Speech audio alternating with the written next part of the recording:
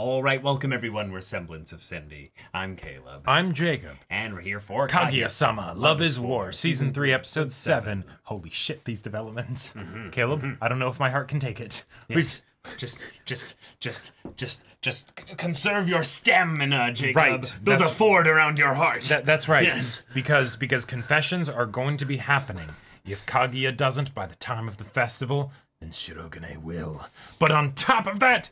Yeah, but we don't have a good track record with these two. It's going to be fine. To both try and confess together at the same time, maybe. Exactly. That would be ideal. Maybe. But then on top of that, until that happens, we have the consolation prize that could be a prize all on its own. Yes. Of Yuki's dad and Harusuka's mother potentially getting together.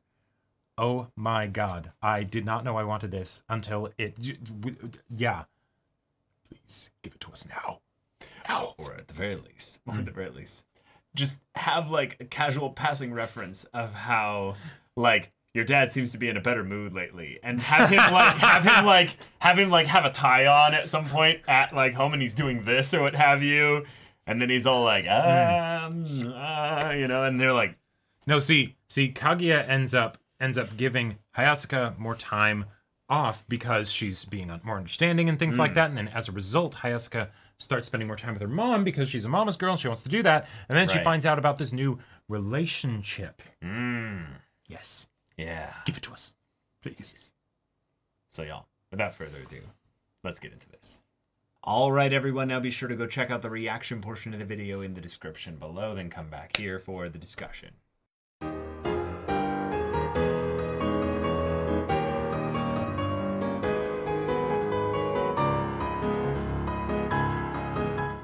Okay.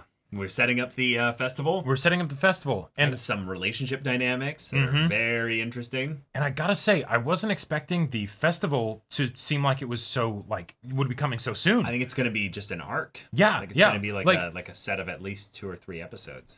At least. Like, I guess because, like, there was the whole thing of Miyuki being like, if she doesn't confess to me by then, I'll confess to her, you know? Right. I figured it would be something that would be like at the end of the season. And I guess it still might. Because like we could have some more prep before the festival and then like the festival itself could be over like multiple episodes maybe, you know? But like, okay, we're already going there. We're showing the beginning signs of it. Yeah. Yep. And we're seeing how Ishigami, for one, is kind of championing the prep side of things here by showing off to what was her name? To his crush, basically. Yeah.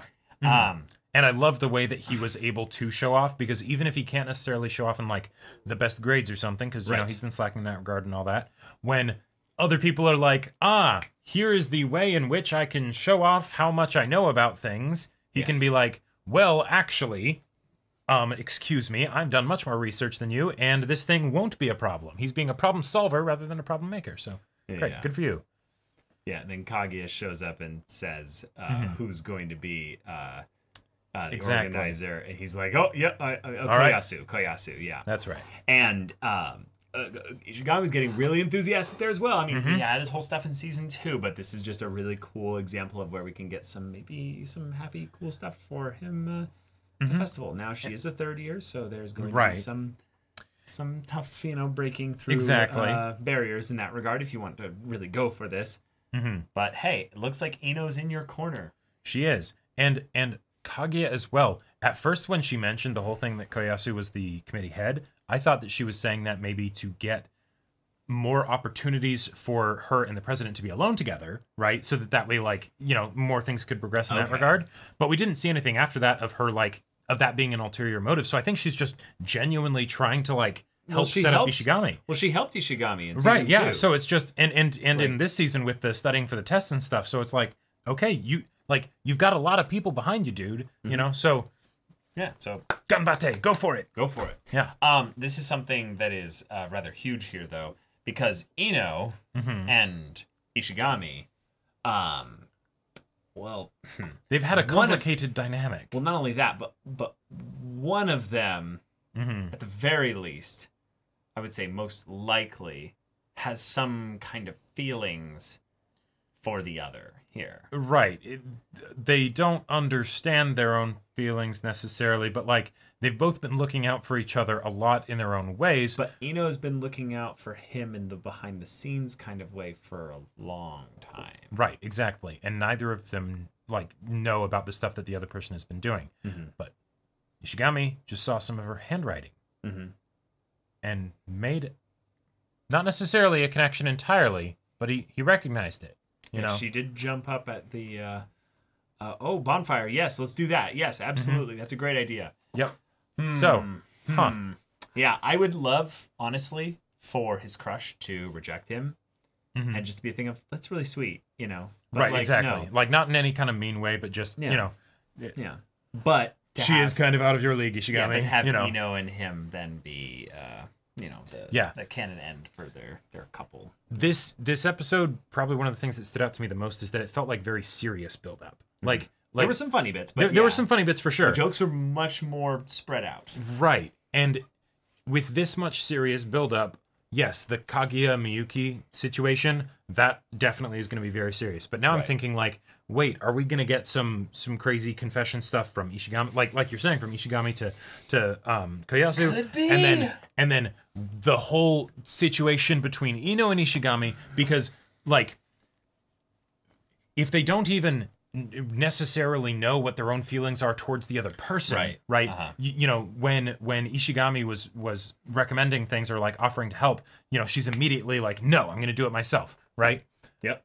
But she'll still try and help him out, so you know. So yeah, you know, that's the thing. I feel like this festival could be something that, on the one hand, we could get very happy emotions if, you know, Miyuki ends up confessing to Kaguya, but at the same time, we could get some very, very sad emotions depending on how things go.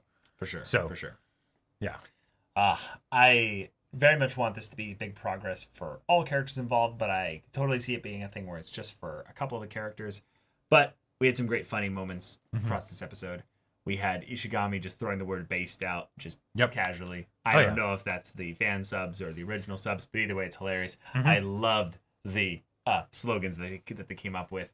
The one that we have to go back and read, though, is the one that I'm like particularly excited about here. Right, that was so ridiculously long and had like nothing to do with an actual like slogan. It just seemed like some weird text message or something. Yeah. Let's see it here. I just woke up, LOL, for real? This is gonna be amazing. Ayo, shuchiin school festival for the win. Yes, I know, right? That's what it's about. That's what's it about. Am I right? Am I right? I mean, I've never been this degenerate before. Actually, that's it for now. I'll just sleep forever. Like, what even is that? I just can't believe that Kek is in the right. Like that seems like the kind of thing that would come out of a different show, but Snafu with the hand, you know, like committee person. So yeah. But I feel like they got a good one by the end, and hey, you know, you played a big part in it. Even if people didn't really like when you were just speaking up about the negative stuff and the problems and everything, when you start offering solutions and end up working really hard to, you know, make stuff work out, yeah, they come alongside you. Yeah. I also liked the blonde girl. Her name was like Onodera Ray, I think. Yeah. She did a really good job of kind of reminding, you know, that she is on her side, even though she was a bit antagonistic towards her. Yeah. By helping her out and walking around the buildings and stuff. So it's really cool. She respects the effort that Ino puts in, even though Ino is a bit misguided at times because of her strict adherence to rules and such. I gotta say, one thing that just stood out to me as being kind of like, wait, really? The fact that they're like, oh yes, fires, we got to make sure that we follow all safety precautions, but they're going to have Kaguya shoot a lit arrow to light the fire. Like, maybe that's like a traditional thing. Close, though. Oh yeah, totally, right. And Kaguya apparently is this legendary marksman and everything. But the idea that like when fire hazards are a thing that they need to work around, yes, it's still going to be but we're going to, I mean, we're not like, we're not savages. We're still going to light the bonfire with a bow and arrow. Like, there's no other way to do it. Yeah, and then the buildup of Kaguya being like, she's so goated. She doesn't even want to, like, you know, destroy us mortals' hope by entering into competitions. It's like, no. That's just around Christmas time, and I need to be available to have a date with Miyuki, which is hilarious because you know, you've gone through a whole Christmas already, and it didn't nothing happen. happened. So Yeah, you know, but who knows? Maybe something will be happening this time. maybe. Yeah. Ah, yes, but Tsubame, holy form, Batman. They did a lot of detailed animation for her movements. Like, Yep. wow. Okay, I get why Ishigami is a bit smitten. Yeah. But like we had a lot of new characters. Like there's even this girl who's the child of like the Yakuza parents. Yeah. It's like, okay. Ryuju Momo. Yeah. Astronomy Club. All right. Cool. Yeah, we're basically setting up an all-star cast in advance of the Culture Festival so that we can use them later, I guess. But the fact that also the tabletop gaming club, who doesn't even have 4 members, I'll say, they just have the 3 here. And Chika bribed like one of the teachers or something. Are wanting to have a battle royale to the death. And like, the thing is, Chika doesn't even look that excited about it. Yeah, And the other girl has a helmet on ready to like survive the apocalypse. Yeah, exactly. You know?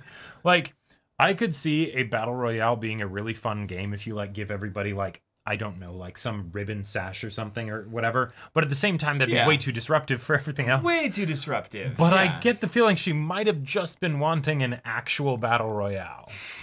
Like the whole thing of like the... Can we just go for the purge for like just a little bit? Right. This helmet can withstand a headshot from a something gun, probably, you know, and it's like, what?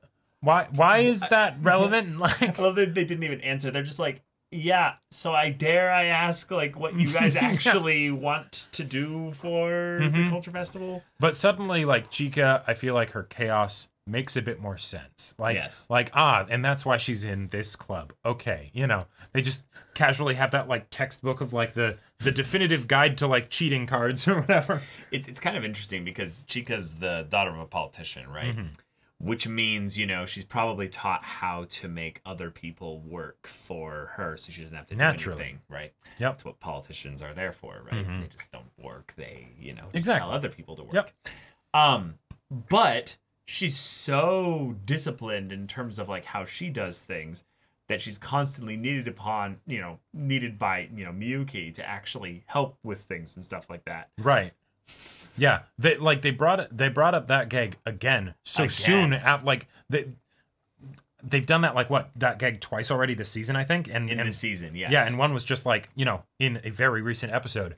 Right. But no, Chika got out of it, except wait, she didn't. Yep. Because he actually was just that bad. It wasn't just the balloons. Because Chika is trying desperately to rationalize the situation so that she won't have to deal with it again, right? So she's like, clearly, the balloons were old. Yeah, here's some new ones. No, Cool. Aaron Yeager, you just actually No, suck yeah, at VM gear. yeah, Like, exactly. this She is fixed not the way gear it and he is. still fell flat on his face. And we don't even see the montage credits. anymore, right? Like, it's just, no, you know how this goes, and it cuts right in the middle of it, you know? Okay. I also really felt validated by Kaguya's idea of having senses that are so sensitive that when the popping sound was happening, It's just actual torture. She was feeling like accosted in some way because in this other show we're watching, Psyche K, there's this bottle popping noise. And that literally triggers that response. Right, in me. it's just like like a form of torture. It just makes me jump every time. Yep. So annoying. So Kaguya, it's not just you. It's not just you. Right. Yeah. It's a whole thing. It's a whole thing. But all right. Okay. He's gonna go out like a man, though. Right. And hey, way to go, dude. You go. Yeah, but you have to commit now. You got to commit to the bit. This is a crazy school full of feral no going back kids now. with crazy teeth and plans and chaos. You must weather sleet and snow and fire and brimstone and everything to make sure that this does indeed happen, because time's ticking. Yep. Because there's also the possibility, dude, that like stuff happens and you've got this elaborate scheme all planned out. But there could be a battle royale to the death that breaks out. For all you know. Have you planned for that? Yeah. Like you've planned for so many things in your interactions with each other. Or have you learned from what Ishigami was saying earlier about how he's got this elaborate way he's going to confess? Oh, wait, I don't think he told him this. Oh, no. If Miyuki's planning this super elaborate way, she just might not notice it, my dude. yeah, you got to be direct and upfront. I think Miyuki knows by now that he does need to be direct and upfront. I don't think he's going to make that kind of tactical error. Okay, but a tactical error is very much on the table. Right, but he already had the issue before of asking her out and her not getting it, right? That's true. You know, that's true. And so then it's the, oh, okay, no, I need to be upfront. Okay. I believe. All right, well, we're setting pieces into place. That's right. Next episode or two is going to be some explosions. Oh, yeah. I can tell. But yeah, y'all, thank you so much for watching this episode's reaction and discussion. If you want to see the next episode's reaction and discussion right now, though, go check out the link in the description below for our Patreon. You can get an early access there. You can watch full-length timer reactions there, and all this comes with Discord access, so you can chat with us in the community there about this show, about anime in general, and also be sure to check out our Twitch channel. We stream every weekday. The info's in the description. Guess if any of that interests you, we'll see you there. But until then, we're Semblance of Sanity. I'm Caleb. I'm Jacob. And we'll see you all next time.